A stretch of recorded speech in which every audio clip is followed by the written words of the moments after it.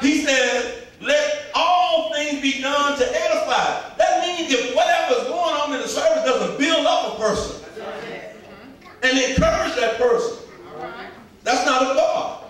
Read what the 27th verse says. If any man speak in an unknown tongue. Now, he starts out with the tongue. So, the Spirit of God moving on you, because the tongue is supposed to be as the Spirit moves you. Some individuals, the Bible says, has a gift of tongue. So your tongue can, you can turn it on when you get ready because it's a gift. But he says when you're speaking as the Spirit gives utterance, he said when that unknown tongue, but we'll read it all the way through. Go ahead. If any man speak in an unknown tongue, let it be by two, or at the most by three. You can't let everybody. He said two, at the most three. Now, that doesn't mean that while we're having praise and worship and we're having altar prayer, that if let's say everybody was speaking in tongues, he's not condemning that. He's talking about when that person is then, like I'm standing here, have captivated the service and it's focused on one person. He's not talking about you praying at the altar and you speaking in tongues to God and to, you know what I'm saying? But when you have the microphone and you have the focus and everybody's on you, he said only let to the, at the most three people.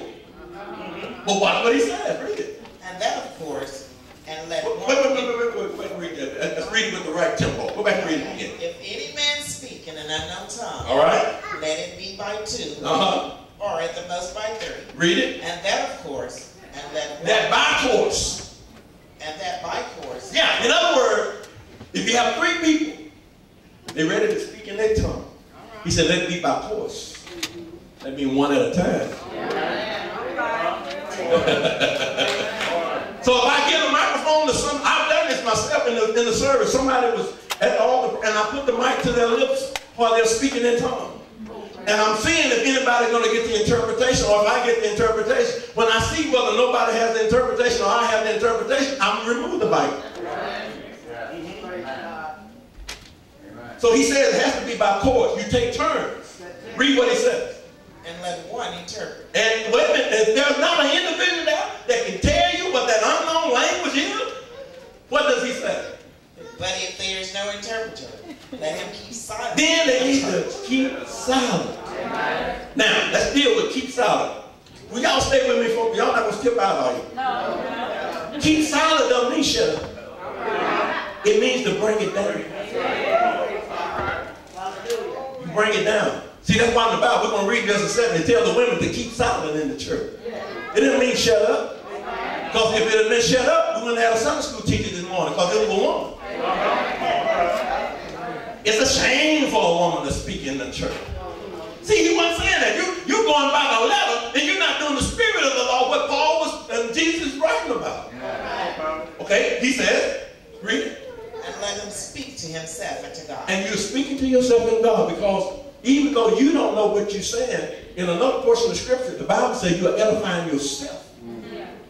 People that are speaking in tongues, if there's no interpreter to tell you what they're saying, he said they need to speak it to themselves. Keep it silent or become silent or bring it down. Whisper to yourself and to God. Read what it says. Let the prophet speak too. And I don't care if you have the gift of prophecy. He says, what about the prophet? Let the prophet speak 2 or 3. No more than 3. I don't care what revelation God has given them. You don't let it go a half a dozen prophets get up and prophesy church.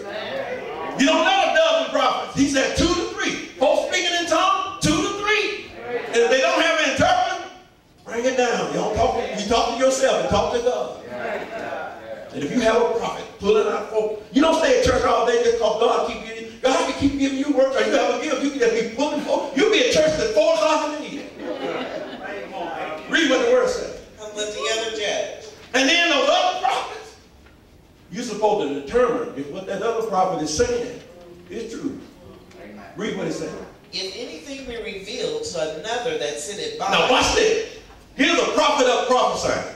And he's up talking and giving a word to somebody. And here's another prophet sitting by. Read what he said. Let the first hold his peace. The one that's up, when he realized God giving something to the other prophet, that prophet can't get up and say anything until that one that's up.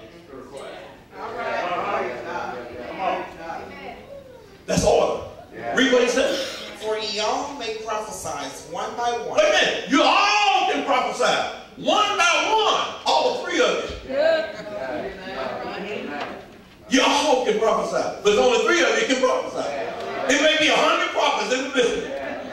But don't let more than 3 of them prophesy. Come on, read what the word says. That all may learn and all may be comforted. Come on, read what the word says. And the spirits of the prophets are subject to the prophet. God, I don't care what he given to a person. I couldn't help myself. I just had to say this. You just told a lie. You over there in the corner, he wouldn't even have a dog in. I couldn't stop. Pastor got to wait till you get through. You shouting, you running up and down the aisle. That's fine. But once the focus goes to another,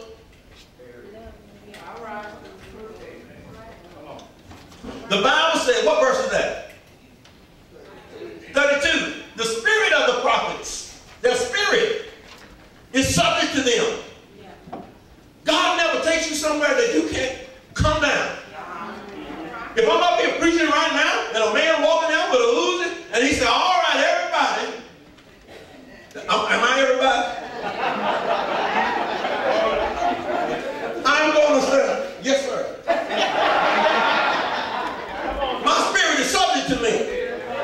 I'm not going to tell him, man, I can't stop. The Lord, I'm going to have a word. I'm going to get this word out. I'm saying, yes, sir. Because I can give him the money. If I can give it to another prophet, I can give another man with Uzi. All right, that was me. No, see, you just said it because it's not you. Right. We're going to be real in here. There was such a problem in the church in Paul's day. Everybody trying to speak in tongues at the same time.